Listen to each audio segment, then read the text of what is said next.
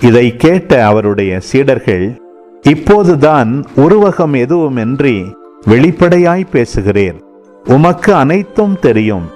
யாரும் உம்மிடம் கேள்வி கேட்க தேவையில்லை என்பது எங்களுக்கு இப்போது புரிகிறது. இதிலிருந்து நீர் கடவுளிடமிருந்து வந்தவர் என்பதை நம்புகிறோம் என்றார்கள். இயேசு அவர்களை பார்த்து, இப்போது நம்புகிறீர்களா? இதோ காலம் வருகிறது, ஏன் வந்தே விட்டது. அப்போது நீங்கள் சிதறடிக்கப்பட்டு ஒவ்வொருவரும் அவரவர் வீட்டுக்கு ஓடிப்போவீர்கள். என்னை தனியே விட்டு விடுவீர்கள். ஆயினும் நான் தனியாயிருப்பதில்லை, தந்தை என்னோடு இருக்கிறார். என் வழியாய் நீங்கள் அமைதி காணும் பொருட்டே நான் இவற்றை உங்களிடம் சொன்னேன்.